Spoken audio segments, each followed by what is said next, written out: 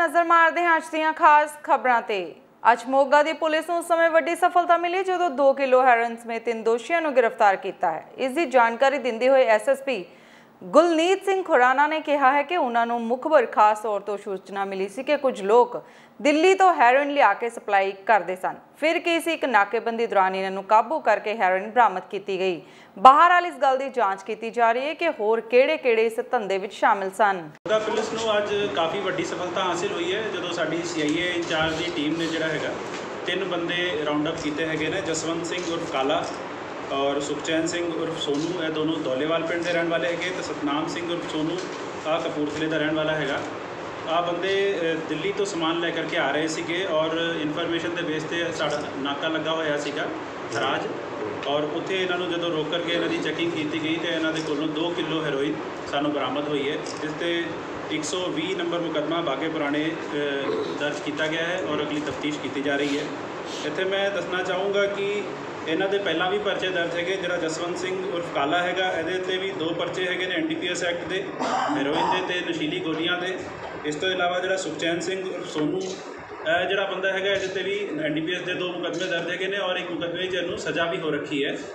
और सुखचैन सिंह का जोड़ा प्यो है भगवान सिंह इस वे तिहाड़ जेल बंद है और ये खिलाफ भी हैरोइन का परचा दर्ज है और उत्थे इस टाइम से सज़ा कट रहे हैं। सर कितों कितने लैके आ रहे थे? ये दिल्ली तो लैकर के आ रहे थे। दौलेवाल के रहने वाले 2 बंदे, एक बंदा कपूरथले का है। तो अगे हूँ इन्होंने किनू सप्लाई करना सीगा, किदे कहण ते उत्थे गए थे, अगे दिल्ली किहड़े बंदे थे जिन्हों के कोल इन्होंने समान लिया है। ये सारी तफ्तीश हूँ आप करांगे। हजे इन्होंने आप गिरफ्तार करके इन्हों के खिलाफ परचा दर्ज किया। सर अंतरराष्ट्रीय ब्याज कितनी कीमत होगी? देखो जी, कीमत तो मैं नहीं दस सकता कितनी हैगी है, बट 2 किलो हैरोइन एक बड़ी वड्डी क्वांटिटी होंगी है। 250 ग्राम जी है वो कमर्शियल क्वांटिटी है। इनू आप एक तरीके की हैवी क्वांटिटी कह सकते हैं कि बहुत वड्डी मात्रा है हैरोइन फड़ी गई। सर गड्डी वगैरह हाँ, यह गड्डी ते लैके आ रहे थे Maruti Suzuki Ciaz PB09 AB 4970 white colour की सियाज सी। 2 किलो हैरोइन एक गड्डी रिकवर हुई इन्होंने।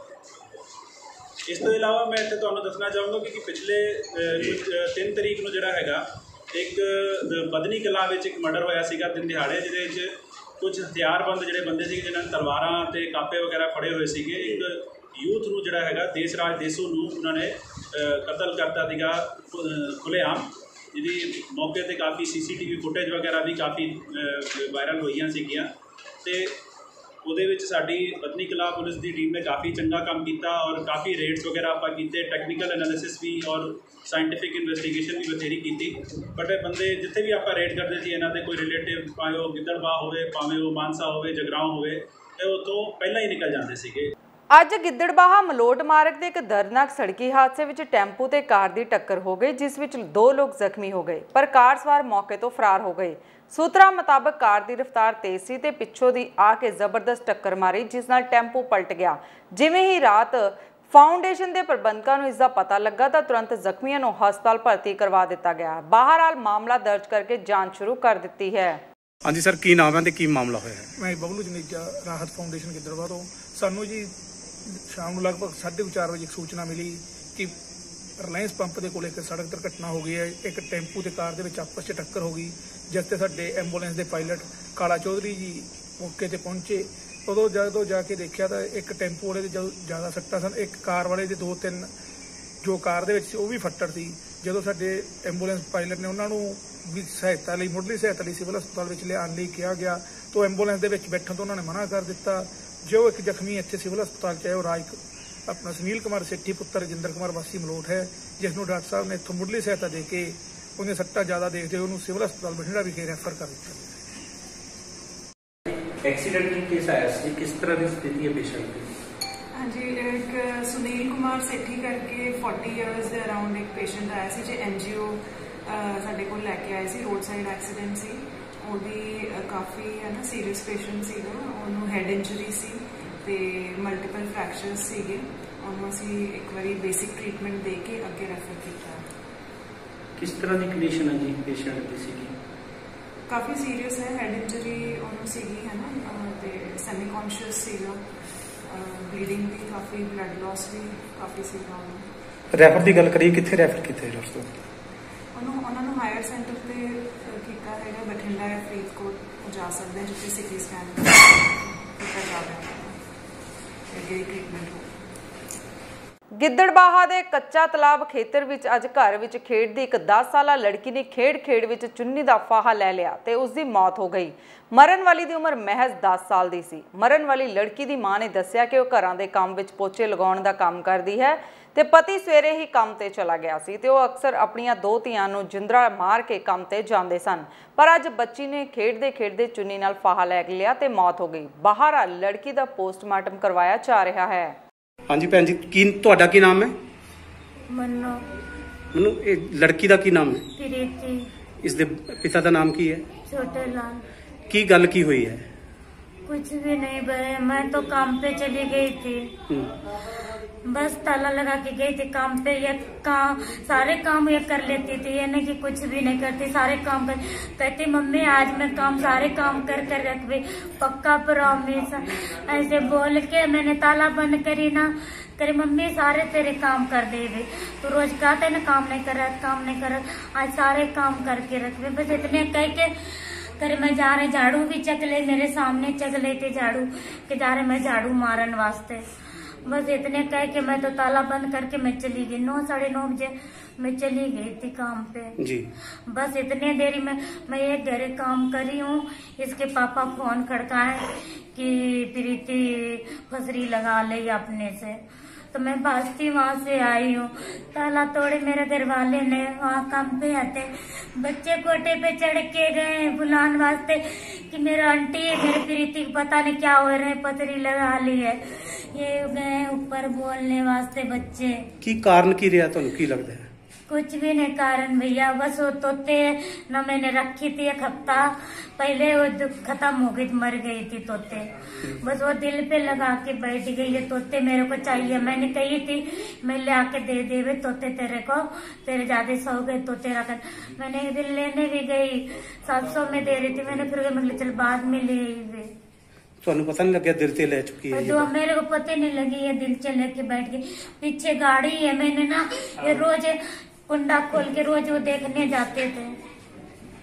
मैं कहते थे वो चीटी लग गए, कीड़े हो गए, सड़ गए, बना बार जा कोई ना। ਪਾਰੁਲ ਯੂਨੀਵਰਸਿਟੀ ਵੱਲੋਂ ਲੁਧਿਆਣਾ ਵਿਖੇ ਆਪਣਾ ਇੱਕ ਕੋਚਿੰਗ ਸੈਂਟਰ ਸ਼ੁਰੂ ਕੀਤਾ ਗਿਆ, ਜਿਸ ਨੂੰ ਲੈ ਕੇ ਅੱਜ ਲੁਧਿਆਣਾ ਦੇ ਇੱਕ ਨਿੱਜੀ ਹੋਟਲ ਦੇ ਵਿੱਚ ਪ੍ਰੈਸ ਕਾਨਫਰੰਸ ਦਾ ਆਯੋਜਨ ਕੀਤਾ ਗਿਆ। ਇਸ ਦੌਰਾਨ ਉਹਨਾਂ ਦੱਸਿਆ ਕਿ ਪਾਰੁਲ ਯੂਨੀਵਰਸਿਟੀ ਬਾਕੀ ਯੂਨੀਵਰਸਿਟੀਆਂ ਨਾਲੋਂ ਸਾਰੇ ਕੋਰਸਾਂ ਨੂੰ ਸਸਤੇ ਭਾਅ ਦੇ ਵਿੱਚ ਸਟੂਡੈਂਟਸ ਨੂੰ ਮੁਹੱਈਆ ਕਰਵਾਉਂਦੀ ਹੈ। ਪ੍ਰੈਸ ਕਾਨਫਰੰਸ ਦੌਰਾਨ ਉਹਨਾਂ ਨੇ ਕਿਹਾ ਹੈ ਕਿ ਪਾਰੁਲ ਯੂਨੀਵਰਸਿਟੀ ਵਿੱਚ ਉਹ ਸਾਰੇ ਕੋਰਸ ਕਰਵਾਏ ਜਾਂਦੇ ਹਨ ਜੋ ਕਿ ਦੇਸ਼ ਦੇ ਹੋਰ ਵੱਡੇ ਯੂਨੀਵਰਸਿਟੀਆਂ ਦੇ ਵਿੱਚ ਕਰਵਾਏ ਜਾਂਦੇ ਹਨ, ਉਹ ਵੀ ਉਹਨਾਂ ਨਾਲੋਂ ਬਹੁਤ ਸਸਤੇ ਭਾਅ ਤੇ। ਉਹਨਾਂ ਕਿਹਾ ਕਿ ਪਾਰੁਲ ਯੂਨੀਵਰਸਿਟੀ ਪੰਜਾਬ ਅਤੇ ਹਰਿਆਣਾ ਵਿੱਚ ਜਲਦ ਹੀ ਆਪਣੇ ਕੈਂਪਸ ਖੋਲ੍ਹਣ ਜਾ ਰਹੀ ਹੈ ਤਾਂ ਕਿ ਗੁਜਰਾਤ ਦੀ ਤਰਜ਼ ਉਤੇ ਪੰਜਾਬ ਅਤੇ ਹਰਿਆਣਾ ਦੇ ਸਟੂਡੈਂਟ ਵੀ ਚੰਗੀ ਸਿੱਖਿਆ ਪ੍ਰਾਪਤ ਕਰ ਸਕਣ। Good afternoon ji, my name is Harmandeep Singh. सबसे पहले तो welcome to all of you. हमारा मेन मकसद यहाँ पे प्रेस मीट का ये है कि हमने एक ऑफ़िस ओपन करा है, काउंसलिंग ऑफ़िस ओपन करा है, और जैसे भी स्टूडेंट्स को कुछ हेल्प वगैरह चाहिए होगा, अगर 12th क्लास के बाद, क्योंकि एग्ज़ामिनेशन अभी ख़त्म हो चुके हैं और एग्ज़ामिनेशन ख़त्म होते ही सबसे पहला पॉइंट पेरेंट्स का ये होता है कि हमें सही गाइडेंस मिल सके, और उसी के बेसिस पे हमने ऑफ़िस जो शुरू करा है, तो फ्री काउंसलिंग के लिए स्टूडेंट एंड पेरेंट्स वो आ सकते हैं और अपना सारा जो भी कोर्सेज़ हैं और जो भी डिस्कशंस हैं, प्रॉब्लम्स हैं, वो हमें आके बता सकते हैं और हम सॉर्ट आउट कर सकते हैं। Thank you sir. We are from Parul university Gujarat, Vadodara Gujarat. ਅਸੀਂ ਹੁਣ ਲੁਧਿਆਣੇ ਆਪਣਾ ਕੋਚਿੰਗ ਕਾਉਂਸਲਿੰਗ ਸ਼ੁਰੂ ਕੀਤੀ ਹੈ, ਆਪਣਾ ਆਫਿਸ ਸਟਾਰਟਅਪ ਕੀਤਾ ਜਗਜੀਤ ਨਗਰ।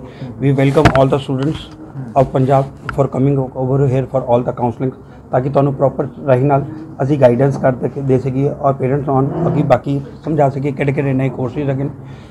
Parul university offers you 450+ courses, medical, paramedical, engineering, health, designing, everything. Our placement is above 94%. Fee structure is very lucrative. We offer a number of scholarships like merit scholarships, sports scholarship, defense scholarship, culture activities. Apart from that, we have foreign university tie-ups where we have pathway programs, other 2+2 programs, semester exchange program. Students are welcome over here. they can come down and check all the facilities what we are providing and take proper guidance and take admission with Parallel University.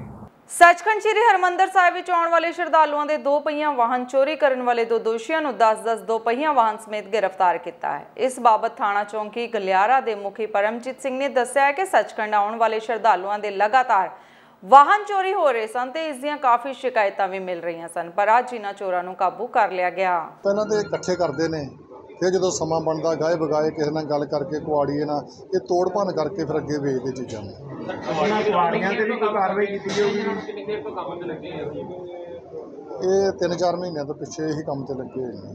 ਕਿੰਨੇ ਕੁ ਪਹਿਲੇ vehicle ਵੇਚੇ ਇਹਨਾਂ ਨੇ ਤੋੜ ਕੇ ਭੰਨ ਕੇ ਦੱਸਿਆ? ਨਹੀਂ, ਇਹ ਨਹੀਂ ਦੱਸਿਆ ਅਜੇ ਤੱਕ ਇਹਨਾਂ ਨੇ, ਪਰ ਹਾਂਜੀ ਕੁਆੜੀਆਂ ਵੀ ਰੌਣਕ ਕੀਤੀ, ਕੁਆੜੀਆਂ ਨੂੰ ਵੀ ਕੋਈ ਕਾਰਵਾਈ ਕੀਤੀ ਹੈ? ਨਹੀਂ, ਕੁਆੜੀ ਇਹਨਾਂ ਨੇ ਇਹ ਕੀ ਕਰਦੇ ਆ ਵੀ ਇਹਨਾਂ ਚੀਜ਼ਾਂ ਨੂੰ ਖੋਲ ਕੇ ਕੱਲੀ ਚੀਜ਼ ਵੇਚਦੇ ਆ। ਉਹ ਕਿਹਨੂੰ ਵੇਚਦੇ, ਨਸ਼ੇ ਦੀ ਲੋੜ 'ਚ ਇਹਨਾਂ ਨੂੰ ਪਤਾ ਨਹੀਂ ਵੀ ਕਿਹਨੂੰ ਵੇਚਿਆ ਸਮਾਨ। ਰਿਮਾਂਡ 2 ਦਿਨ ਲਿਆ ਸੀ ਇਹਨਾਂ ਨੇ। ਹੋਰ ਵੀ ਸ਼ੰਕਾ ਹੈਗੀ? ਹਾਂ, ਸ਼ੰਕਾ ਹੈਗੀ, ਹੋਰ ਵੀ ਸ਼ਾਇਦ ਕੁਛ ਨਾ ਕੁਛ ਮਿਲ ਜੂਗਾ। ਖਾਲੀ ਮੋਟਰਸਾਈਕਲ ਹੀ ਫੜੇ ਗਏ, ਇਹਨਾਂ ਕੋਲ ਐਕਟਿਵਾ ਫੜੇ ਗਏ, ਹੋਰ ਵੀ? ਨਹੀਂ, 3 ਐਕਟਿਵਾ ਤੇ 7 ਮੋਟਰਸਾਈਕਲ ਫੜੇ ਗਏ। ਨਹੀਂ, ਹੋਰ ਵੀ ਚੋਰੀਆਂ ਕਰਦੇ ਨੇ? ਨਹੀਂ, ਹੋਰ ਇਹਨਾਂ ਦੇ ਕੋਲੋਂ ਨਹੀਂ ਬਰਾਮਦ ਹੋਇਆ। ਹੋਰ ਵੀ ਸਾਥੀ ਹੈ ਸਰ ਜਿਹੜੇ? ਨਹੀਂ, ਇਹ ਦੋਵੇਂ ਸਾਥੀ ਸੀ, ਦੋਵੇਂ ਇਕੱਠੇ ਮਿਲ ਕੇ ਕੰਮ ਕਰਦੇ ਸੀ। ਸਰ ਇਹ ਚਾਬੀਆਂ ਚੁੱਕੀਆਂ ਕਿਸ ਤਰ੍ਹਾਂ, ਕਿਉਂਕਿ ਉਹਦੇ ਵਾਸਤੇ ਵੀ ਪਤਾ ਚਾਹੀਦਾ ਨਾ, ਕੋਈ ਆਪ ਬੰਦਾ ਤੇ ਕਾਫੀ ਸਕਦਾ ਉਹ ਫਿਰ ਕਿੱਥੋਂ ਤਾਲੇ ਤੋੜਦੇ ਹੀ? ਇਹ ਤਾਲਾ ਤੋੜਦੇ, ਜਿਵੇਂ ਆਪਾਂ ਵੇਖਿਆ ਸਾਰਿਆਂ ਨੇ ਵੀ ਆਉਂਦੇ ਨੇ, ਉੱਪਰ ਬੈਠਦੇ ਨੇ, ਜ਼ੋਰ ਨਾਲ ਧੱਕਾ ਮਾਰਦੇ ਨੇ, ਤਾਲਾ ਟੁੱਟ ਕੇ ਹੋ ਜਾਂਦਾ। ਸਰ ਐਕਟਿਵਾ ਦਾ ਤਾਲਾ ਕਿੱਦਾਂ ਟੁੱਟਦਾ ਜੀ ਤੇ ਉਹਦੇ ਸ਼ਟਰ ਲੋਕ ਲੱਗਾ ਹੁੰਦਾ? ਇਹ ਜਦੋਂ ਤੁਸੀਂ ਆਪਣੀ ਐਕਟਿਵਾ ਨੂੰ ਵੀ ਖੋਲ੍ਹ ਕੇ ਦੇਖੋਗੇ, ਜ਼ੋਰ ਨਾਲ ਧੱਕਾ ਮਾਰੋਗੇ, ਹੈ ਤੇ ਕਰਾੜ ਜਿਹਾ ਲੱਗਾ ਹੁੰਦਾ ਵਿੱਚ, ਉਹ ਵਿੰਗਾ ਹੋ ਜਾਂਦਾ, ਖੁੱਲ੍ਹ ਜਾਂਦਾ। ਇਹ ਫਿਰ ਰੇਡ ਕੇ ਲੈ ਜਾਂਦੇ ਕਿਉਂਕਿ ਸਟਾਰਟ ਤੇ ਉਹ ਨਹੀਂ ਹੋਣਾ, ਇਗਨੀਸ਼ਨ ਤੇ ਸਟਾਰਟ ਨਹੀਂ ਹੋ ਸਕਦਾ ਨਾ, ਲੌਕ ਖੋਲ ਸਕਦੇ ਉਹ ਤੇ ਓਬੇਸਲੀ ਰੇਡ ਕੇ ਖੜਦੇ ਹੋਣਗੇ। ਤੇ ਸਰ ਇਹ ਕਿਹਨਾਂ ਲੈਂਦੇ ਨੇ ਜਿਹੜੀ ਲਿਸਟ ਹੈ, ਕਿਉਂਕਿ ਇਹਦੇ ਸ਼ਾਇਦ ਕਿਸੇ ਦੇ ਨੰਬਰ ਵੀ ਹੋ ਸਕਦਾ ਇੱਕ ਲਿਸਟ, ਕਿਉਂਕਿ ਜਿਹਨਾਂ ਦੇ ਗਵਾਚੇ ਹੈ ਉਹਨਾਂ ਨੂੰ ਘੱਟੋ ਘੱਟ ਪਤਾ ਲੱਗ ਜਾਵੇ ਕਿ ਲਿਸਟ ਆ ਜਾਂਦੀ, ਕਿਉਂਕਿ ਸਾਨੂੰ ਤੇ ਲਿਸਟ ਸਾਡੀ ਇਹੀ ਕੋਸ਼ਿਸ਼ ਹੈ ਵੀ ਅਸੀਂ ਜਿਨ੍ਹਾਂ ਦੇ ਵਹੀਕਲ ਚੋਰੀ ਹੋਏ ਨੇ ਉਹਨਾਂ ਬੰਦਿਆਂ ਦਾ ਹਰ ਤਰੀਕੇ ਨਾਲ ਪਤਾ ਲਗਾ ਕੇ ਵਹੀਕਲ ਉਹਨਾਂ ਨੂੰ ਵਾਪਸ ਕੀਤੇ ਜਾਣ। ਕਾਨੂੰਨੀ ਪ੍ਰਕਿਰਿਆ ਦੇ ਤਹਿਤ ਇਹ ਵਹੀਕਲ ਉਹਨਾਂ ਤੱਕ ਪਹੁੰਚਦੇ ਹੋਣ, ਕਿਉਂਕਿ ਕੋਈ ਗਰੀਬ ਆ, ਕਿਸੇ ਨੇ ਪੈਸੇ ਜੋੜ ਕੇ ਖਰੀਦਿਆ, ਕਿਸੇ ਨੇ ਕਿਸ਼ਤਾਂ 'ਤੇ ਖਰੀਦਿਆ। ਸਾਡੀ ਇਹ ਕੋਸ਼ਿਸ਼ ਆ ਦਰਬਾਰ ਸਾਹਿਬ ਹੁੰਦਿਆਂ ਹੋਇਆ ਵੀ ਇਹ ਵਹੀਕਲ ਉਹਨਾਂ ਲੋਕਾਂ ਤੱਕ ਪਹੁੰਚ ਸਕਣ ਜਿਨ੍ਹਾਂ ਦੇ ਚੋਰੀ ਹੋਏ ਨੇ। ਵੈਸੇ ਸਰ ਇਹਨੇ ਜਿਹੜੇ ਜੇਸੀ ਨੰਬਰ ਹੈ ਉਹ ਸਾਰੇ ਨੋਟ ਕਰਕੇ ਸਾਨੂੰ ਜੇ ਜਾਰੀ ਕਰ ਦਿੱਤੀ ਜਾਵੇ ਤਾਂ ਉਹਦੇ ਨਾਲ ਗਾਂਹ ਦੇ ਲੋਕਾਂ ਨੂੰ ਸਿੱਧੀ ਜਾਣਕਾਰੀ ਪਹੁੰਚ ਜਾਊਗੀ ਤੇ ਆਪ ਹੀ ਅਪਰੋਚ ਕਰ ਸਕਦੇ। ਹਾਂ, ਉਹਦੀ ਲਿਸਟ ਅਸੀਂ 84 ਨੰਬਰ ਤੇ ਇੰਜਨ ਨੰਬਰ ਤੇ ਤਿਆਰ ਕਰਕੇ ਸਾਰਿਆਂ ਨੂੰ ਦੇਵਾਂਗੇ।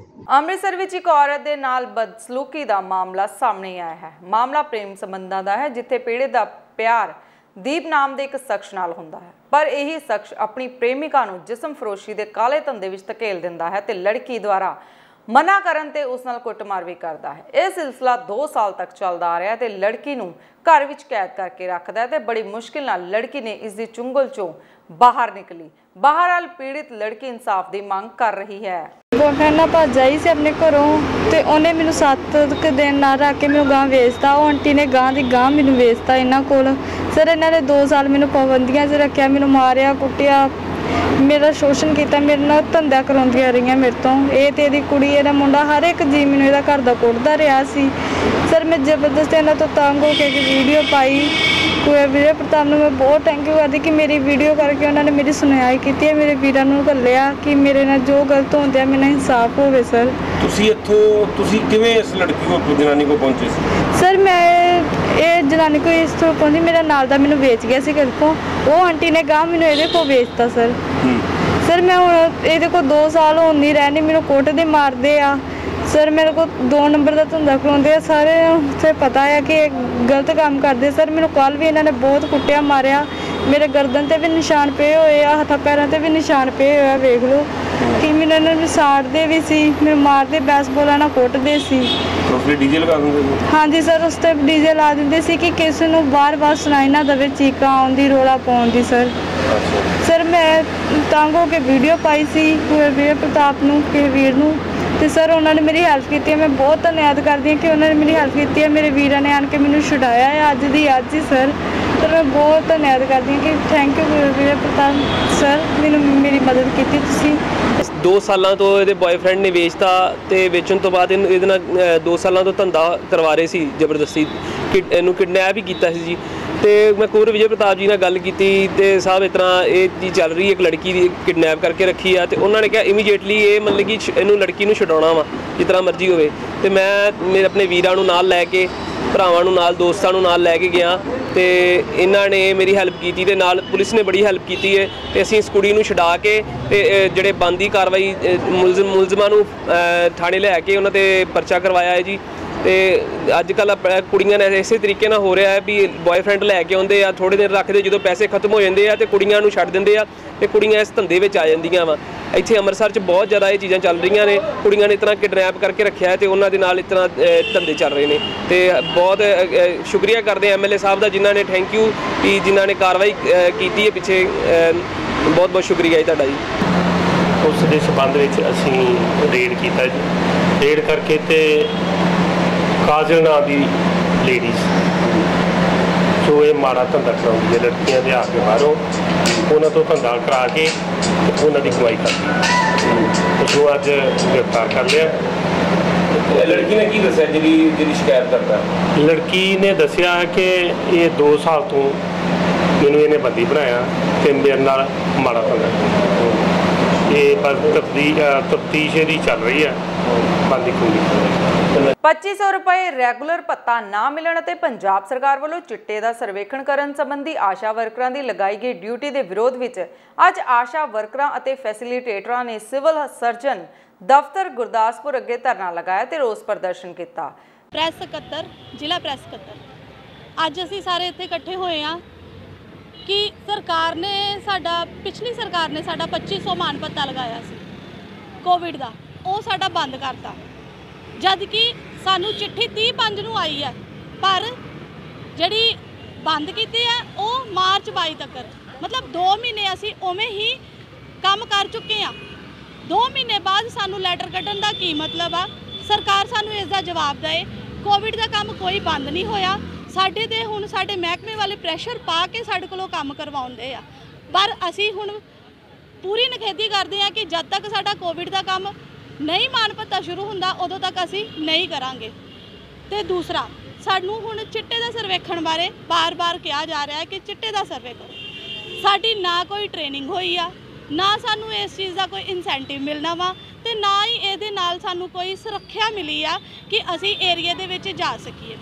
ਪੁਲਿਸ ਪ੍ਰਸ਼ਾਸਨ ਨੂੰ ਹਰੇਕ ਦੇ ਬਾਰੇ ਪਤਾ ਹੈ, ਕਿੱਥੇ-ਕਿੱਥੇ ਨਸ਼ੇ ਵਿਕਦੇ ਨੇ, ਕਿੱਥੇ-ਕਿੱਥੇ ਨਸ਼ਾ ਲੋਕ ਕਰਦੇ ਨੇ, ਹਰ ਇੱਕ ਚੀਜ਼ ਦਾ ਸਰਕਾਰ ਨੂੰ ਵੀ ਪਤਾ ਹੈ ਤੇ ਪੁਲਿਸ ਪ੍ਰਸ਼ਾਸਨ ਨੂੰ ਵੀ ਪਤਾ ਹੈ, ਪਰ ਸਾਡੇ ਉੱਤੇ ਇਹ ਕਿਉਂ ਕੰਮ ਥੋਪਿਆ ਜਾ ਰਿਹਾ?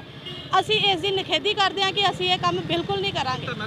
ਅੱਜ ਅਸੀਂ ਆਸ਼ਾ ਵਰਕਰ ਤੇ ਆਸ਼ਾ ਫੈਸਿਲੀਟੇਟਰ ਜੋ ਇੱਥੇ ਇਕੱਠੇ ਹੋ ਕੇ ਧਰਨਾ ਲਗਾਇਆ ਗਿਆ, ਇਹਦਾ ਮੇਨ ਮਕਸਦ ਹੈਗਾ ਕਿ ਕੋਵਿਡ ਦੇ ਵਿੱਚ ਸਰਕਾਰ ਨੇ ਸਾਨੂੰ ਮਤਲਬ ਹੀ ਸੰਘਰਸ਼ ਕਰਕੇ ਇੱਕ 2500 ਰੁਪਏ ਦਾ ਕਰੋਨਾ ਭੱਤਾ ਜਿਹੜਾ ਲਾਗੂ ਕਰਾਇਆ ਸੀ ਕੋਵਿਡ ਦਾ ਕੰਮ ਕਰਨ ਦਾ, ਉਹ ਸਾਨੂੰ ਇਨਸੈਂਟਿਵ ਜਿਹੜਾ ਵੱਖਰਾ ਦਿੱਤਾ ਜਾਂਦਾ ਸੀ, ਕਿਉਂਕਿ ਸਾਡਾ ਕੋਈ ਪੇ ਸਕੇਲ ਨਹੀਂ, ਅਸੀਂ ਸਿਰਫ ਇਨਸੈਂਟਿਵ ਤੇ ਕੰਮ ਕਰਦੇ ਹਾਂ, ਜਿਹੜਾ ਵੀ ਕੰਮ ਕਰਦੇ ਹਾਂ।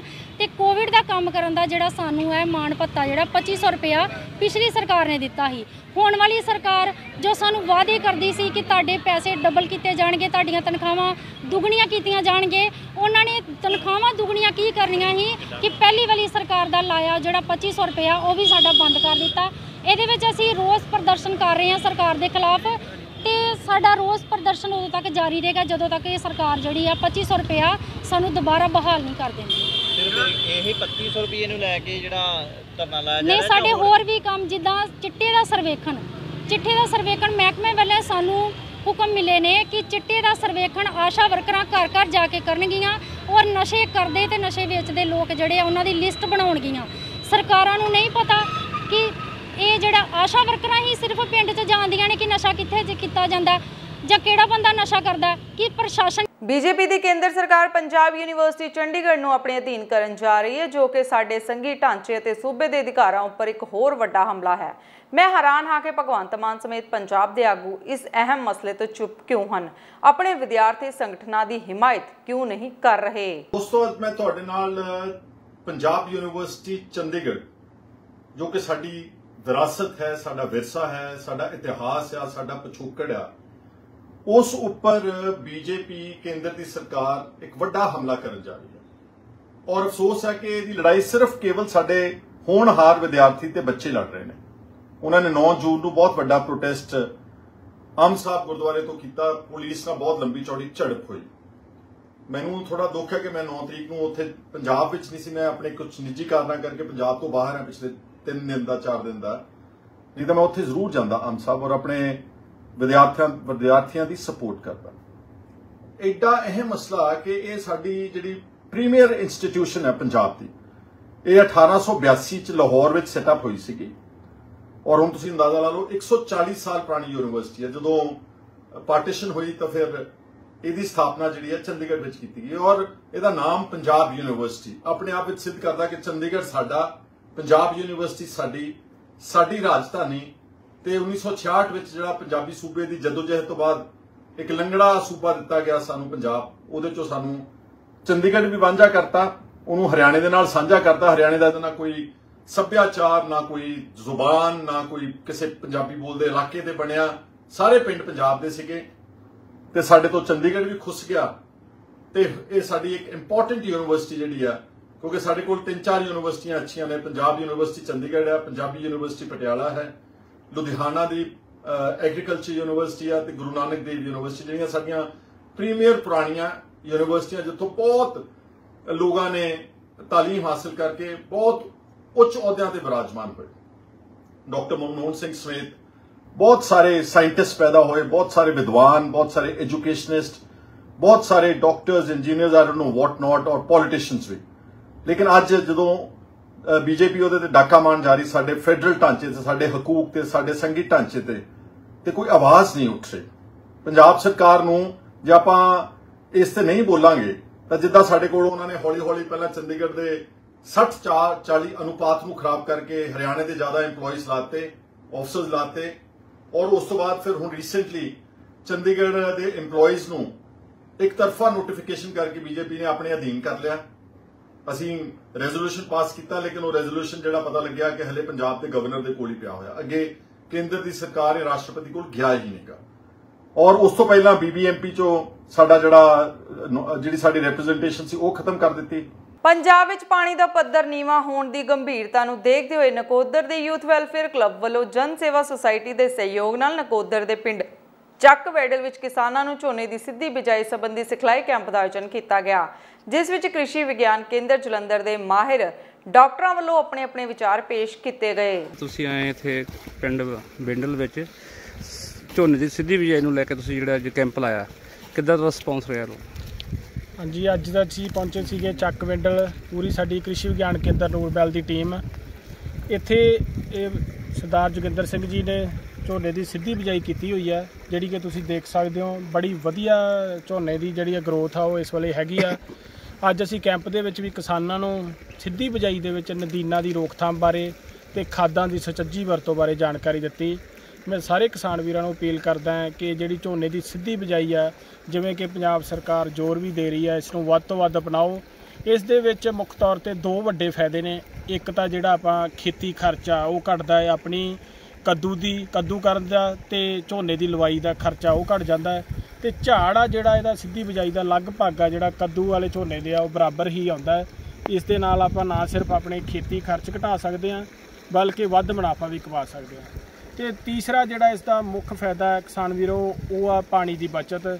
ਜਿਵੇਂ ਕਿ ਆਪਾਂ ਨੂੰ ਸਾਰਿਆਂ ਨੂੰ ਪਤਾ ਹੀ ਹੈ, ਆਪਾਂ ਅਖਬਾਰਾਂ 'ਚ ਵੀ ਪੜ੍ਹਦੇ ਹਾਂ ਵੀ ਆਪਣਾ ਪੰਜਾਬ ਵੀ ਆ ਉਹਦੇ ਵਿੱਚ ਪਾਣੀ ਆ ਜਿਹੜਾ ਦਿਨੋਂ ਦਿਨ ਘਟਦਾ ਜਾ ਰਿਹਾ ਹੈ, ਤੇ ਕੁਝ ਜ਼ਿਲ੍ਹਿਆਂ ਦੇ ਵਿੱਚ ਤਾਂ ਪੀਣ ਵਾਲਾ ਪਾਣੀ ਮੁੱਕ ਵੀ ਗਿਆ ਹੈ। ਸੋ ਆਪਾਂ ਉਸ ਚੀਜ਼ ਨੂੰ ਮੁੱਖ ਰੱਖਦੇ ਹੋਏ ਸਿੱਧੀ ਬਿਜਾਈ ਆਪਣੇ ਆਉਣ ਵਾਲੇ ਜਨਰੇਸ਼ਨ ਲਈ, ਆਉਣ ਵਾਲੇ ਬੱਚਿਆਂ ਲਈ ਪਾਣੀ ਦੀ ਬਚਤ ਕਰਨ ਲਈ ਸਿੱਧੀ ਬਿਜਾਈ ਨੂੰ ਵੱਧ ਤੋਂ ਵੱਧ ਅਪਣਾਈਏ, ਤਾਂ ਕਿ ਆਪਾਂ ਨਾ ਸਿਰਫ ਆਪਣੇ ਖੇਤੀ ਖਰਚ ਘਟਾ ਸਕੀਏ ਤੇ ਪਾਣੀ ਦੀ ਬਚਤ ਵੀ ਕਰ ਸਕੀਏ। ਆਏ ਦਿਨ ਨਸ਼ੇ ਕਰਕੇ ਹੋ ਰਹੀਆਂ ਨੌਜਵਾਨਾਂ ਦੀਆਂ ਮੌਤਾਂ ਦਾ ਸੁਣਨ ਵਿੱਚ ਆਉਂਦੀਆਂ ਰਹਿੰਦੀਆਂ ਹਨ, ਲੇਕਿਨ ਅੱਜ ਇੱਕ ਅਜਿਹਾ ਮਾਮਲਾ ਸਾਹਮਣੇ ਆਇਆ ਹੈ ਜਿਸ ਵਿੱਚ ਇੱਕ ਨਸ਼ੇੜੀ ਵੱਲੋਂ ਨਸ਼ੇ ਦੀ ਹਾਲਤ ਵਿੱਚ ਆਪਣੇ ਹੀ ਸ਼ਰੀਕੇ ਵਿੱਚ ਲੱਗਦੀ ਦਾਦੇ ਨਾਲ ਇੰਨੀ ਕੁੱਟਮਾਰ ਕੀਤੀ ਕਿ ਉਸ ਦੀ ਕੁੱਟਮਾਰ ਨਾਲ 85 ਸਾਲਾ ਮਾਤਾ ਦੀ ਜ਼ੇਰੇ ਇਲਾਜ ਦੌਰਾਨ ਮੌਤ ਹੋ ਗਈ। ਮਾਮਲਾ ਕਾਦੀਆਂ ਦੇ ਪਿੰਡ ਨਾਥਪੁਰਾ ਦਾ ਹੈ, ਜਿੱਥੇ ਨਸ਼ੇੜੀ ਨੌਜਵਾਨ ਵੱਲੋਂ ਉਸ ਹਰਕਤ ਨੂੰ ਅੰਜਾਮ ਦਿੱਤਾ ਗਿਆ। ਜਾਣਕਾਰੀ ਦਿੰਦਿਆਂ ਬਜ਼ੁਰਗ ਵੀਰ ਨੇ ਦੱਸਿਆ ਹੈ ਕਿ ਮੇਰੇ ਬੇਟੇ ਵਿਦੇਸ਼ ਵਿੱਚ ਰਹਿੰਦੇ ਹਨ, ਮੈਂ ਅਤੇ ਮੇਰੀ ਧਰਮ ਪਤਨੀ ਇਕੱਲੇ ਘਰ ਵਿੱਚ ਰਹਿੰਦੇ ਹਾਂ। ਸ਼ਰੀਕੇ ਵਿੱਚ ਲੱਗਦੇ ਮੇਰੇ ਪੋਤਰੇ ਨੇ 3 ਦਿਨ ਪਹਿਲਾਂ ਮੇਰੀ ਅਤੇ ਮੇਰੀ ਪਤਨੀ ਦੀ ਬੁਰੀ ਤਰ੍ਹਾਂ ਨਾਲ ਕੁੱਟਮਾਰ ਕੀਤੀ, ਜਿਸ ਨਾਲ ਮੇਰੀ ਪਤਨੀ ਨੂੰ ਗੰਭੀਰ ਸੱਟਾਂ ਵੀ ਲੱਗੀਆਂ। ਅਸੀਂ ਉਸ ਨੂੰ ਸਿਵਲ ਹਸਪਤਾਲ ਦਾਖਲ ਕਰਵਾਇਆ, ਜਿੱਥੇ ਇਲਾਜ ਦੌਰਾਨ ਅੱਜ ਉਸ ਦੀ ਮੌਤ ਹੋ ਗਈ ਹੈ। ਮੇਰੀ ਪ੍ਰਸ਼ਾਸਨ ਅੱਗੇ ਮੰਗ ਹੈ ਕਿ ਦੋਸ਼ੀ ਖਿਲਾਫ ਕਾਨੂੰਨੀ ਕਾਰਵਾਈ ਕਰਕੇ ਸਾਨੂੰ ਇਨਸਾਫ ਦਿੱਤਾ ਜਾਵੇ। ਹੈ ਹੀ ਪੋਤਰਾ ਲੱਗਦਾ, ਸਾਡੇ ਨਾਲ ਕੋਈ ਇਹਦਾ ਲੈਣ ਦੇਣ ਨਹੀਂ। ਸਾਡੇ ਉਹ ਬੂਹਾ ਰਾਤ ਭੰਨਣ ਦਾ ਰਿਹਾ, ਬੂਹਾ ਭੰਨਦਿਆਂ ਸੀ ਮੈਂ ਬਾਹਰ ਨਿਕਲਿਆ, ਬਾਹਰ ਨਿਕਲਦਾ ਮੇਰੇ ਉਹਨੇ ਸਿਰ 'ਚ ਮਾਰੀ, ਸਿਰ 'ਚ ਮਾਰ ਕੇ ਉਹ ਘਰ ਦੀ ਮੇਰੀ ਫਿਰ ਮਗਰੋਂ ਆਈ ਆ ਵੀ ਤੂੰ ਇਹ ਕੰਡਿਆ ਇਹ ਕੀ ਕੰਡਿਆ। ਮੈਨੂੰ 2-3 ਸੱਟਾਂ ਵੀ ਲਾਤੀਆਂ। ਕਿੱਥੇ ਕਿੱਥੇ ਮਾਰੀ ਕੱਟ? ਆ ਬਾਹਰ ਰਿਹਾ, ਸਿਰ 'ਤੇ ਵਾ। ਠੀਕ ਹੈ ਜੀ। ਇਸੇ ਮੋਢੇ ਰਿਹਾ। ਤੇ ਮਾਤਾ ਜੀ ਕਿੱਥੇ ਕਿੱਥੇ ਲਾਈਆਂ? ਮਾਤਾ ਤੇ ਉਹਨੇ ਸਰੀਰ ਭੰਨ ਛੱਡਿਆ ਜੀ ਸਾਰਾ। ਮਾਤਾ ਦੇ ਉਹਨੇ ਹੱਡੀਆਂ ਹੀ ਨਹੀਂ ਛੱਡੀਆਂ, ਉਹਨੇ ਹੱਡੀਆਂ ਹੀ ਤੋੜਤੀਆਂ ਸਾਰੀਆਂ। ਮਾਤਾ ਜੇ ਮਾਤਾ ਗਾਂਹ ਹੋਈ ਤਾਂ ਉਹਨੂੰ ਫੜ ਕੇ ਉਹਨੇ ਹੱਡੀਆਂ ਤੋੜ ਕੇ, ਬਥੇਰਾ ਲੋਕੀ ਲਾਗੇ ਖਲੋਤੇ ਸੀ, ਬਥੇਰਾ ਉਹਨੂੰ ਆਂਦੇ ਵੀ ਹਟ ਜਾ, ਮਰ ਜਾਣੀ ਆ ਬੁੜੀ, ਮਰ ਜਾਣੀ ਆ, ਤਾਂ ਆਂਦਾ ਹੀ ਮਰ ਜੇ। ਕੀ ਉਹ ਆਦੀ ਕੋਈ ਨਸ਼ੇ ਦਾ ਆਦੀ ਸੀ? ਉਹ ਨਸ਼ਾ ਖਾਂਦਾ ਸੀ, ਸਭ ਕੁਛ ਖਾਂਦਾ ਸੀ ਨਸ਼ਾ, ਉਹ ਸਾਰੇ ਨਸ਼ੇ ਖਾਂਦੇ ਸੀ। ਇਹ ਨਸ਼ੇ ਤੌਰ ਤੇ ਉਹਨੇ ਆ ਕੇ ਤੁਹਾਡੇ ਤੇ ਹਮਲਾ ਕਰਤਾ? ਸਾਡੇ ਤੇ ਹਮਲਾ ਕਰਤਾ। ਕੀ ਮੰਗ ਕਰਦੇ ਹੋ? ਹਾਂ, ਮੰਗ ਕੀ ਕਰਦੇ ਹੋ? ਮੰਗ ਹੀ ਕਰਨੇ, ਇਨਸਾਫ ਹੋਣਾ ਚਾਹੀਦਾ, ਝੂਠ ਨਹੀਂ ਹੋਣਾ ਚਾਹੀਦਾ, ਸੱਚ ਹੋਣਾ ਚਾਹੀਦਾ। ਉਹਨੂੰ ਸਜ਼ਾ ਜਿਹੜੀ ਆ ਵੱਧ ਤੋਂ ਵੱਧ ਮਿਲਣੀ ਚਾਹੀਦੀ ਆ, ਘੱਟ ਨਹੀਂ ਮਿਲਣੀ ਚਾਹੀਦੀ। ਤੁਹਾਡਾ ਜੀਵਨ ਸਾਥੀ ਚੱਲਿਆ, ਹੁਣ ਕਿਸ ਤਰ੍ਹਾਂ ਮਹਿਸੂਸ ਕਰ ਰਹੇ ਹੋ? ਮੈਂ ਤਾਂ ਬਹੁਤ ਔਖਾ ਜੀ। ਮੈਂ ਤਾਂ ਸਾਡੇ ਪਿੰਡ 'ਚ ਕੋਈ ਪੁੱਛ ਲਓ, ਸਾਨੂੰ ਇਹ ਆਂਦੇ ਨੇ ਤੁਸੀਂ ਬਹੁਤ ਸੌਖੇ ਜੀ। ਜਦ ਜੀਵਨ ਸਾਥੀ ਕੋਲ ਹੀ ਤਾਂ ਫਿਰ ਜਿਹੜੀ ਚੀਜ਼ ਦੀ ਲੋੜ ਹੋਣੀ ਮੰਗ ਲੈਣੀ, ਇੱਕ ਦੂਜੇ ਨੂੰ ਦੇ ਦੇਣੀ। ਅਤੇ ਹੁਣ ਤਾਂ ਮੈਂ ਰਹਿ ਗਿਆ ਇਕੱਲਾ। ਪਿਆਰ ਵਾਧੂ ਸੀ ਮਾਤਾ ਜੀ ਨਾਲ? ਬਹੁਤ ਜ਼ਿਆਦਾ ਪਿਆਰ ਸੀ। ਬਹੁਤ ਮਾੜੀ ਘਟਨਾ ਕੀਤੀ ਹੈ ਕਿ ਸਾਡੇ ਨਾਲ ਬਹੁਤ ਧੱਕਾ ਹੋਇਆ।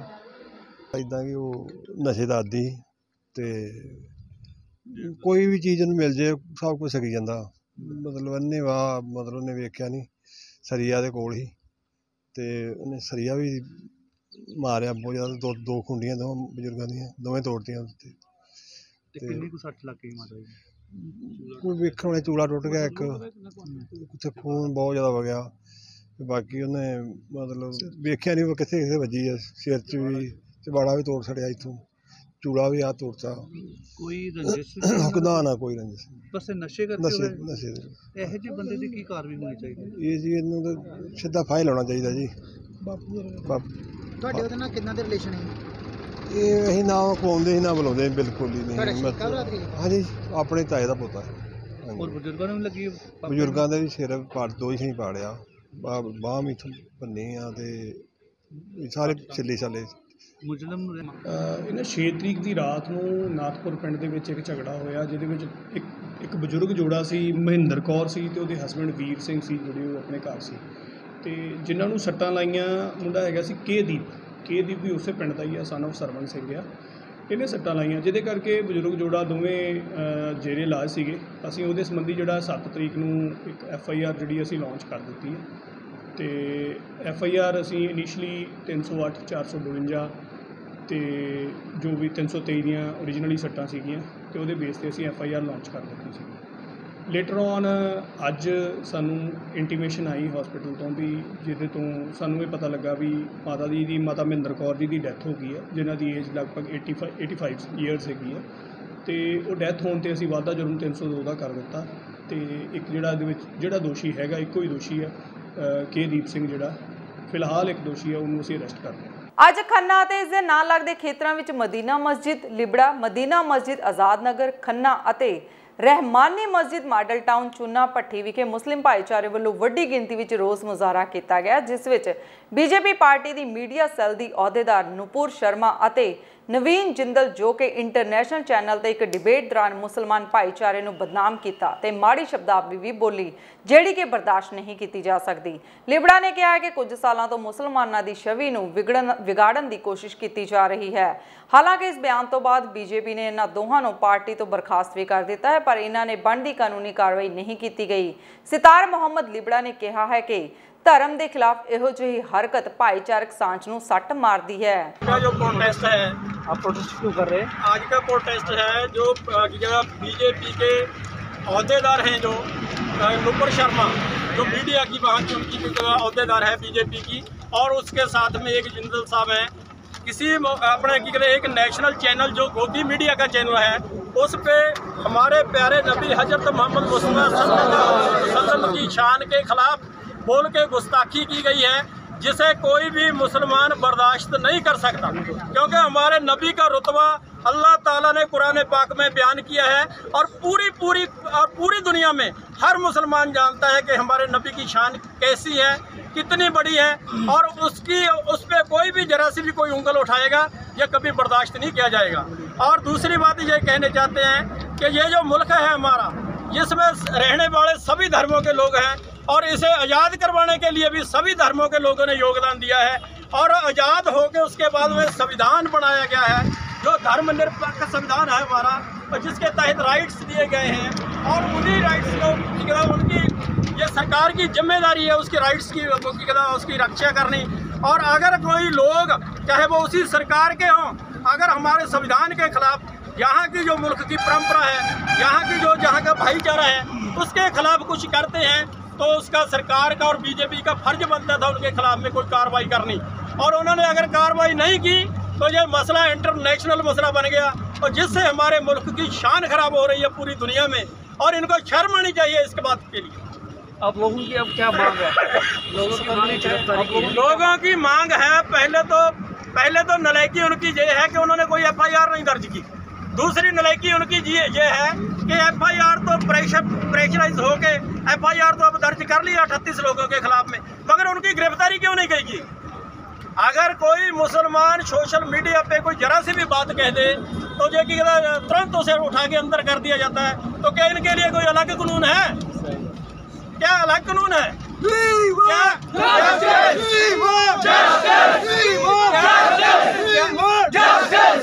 क्या ऐसी सोच के लोग हैं जो धर्म के आधार पे नफरत पैदा करके। दोस्तों, ਇਹ ਸਨ ਸਾਡੀਆਂ ਅੱਜ ਦੀਆਂ ਖਾਸ ਖਬਰਾਂ। ਨਵੀਆਂ ਤੇ ਤਾਜ਼ਾ ਖਬਰਾਂ ਦੇ ਨਾਲ ਤੁਹਾਡੇ ਸਾਹਮਣੇ ਫਿਰ ਤੋਂ ਰੂਬਰੂ ਹੋਵਾਂਗੇ। ਤਦ ਤੱਕ ਲਈ ਮੈਨੂੰ ਯਾਨੀ ਕਿ ਤੇਜਿੰਦਰ ਕੌਰ ਨੂੰ ਦਿਓ ਇਜਾਜ਼ਤ। ਰੱਬ ਰਾਖਾ।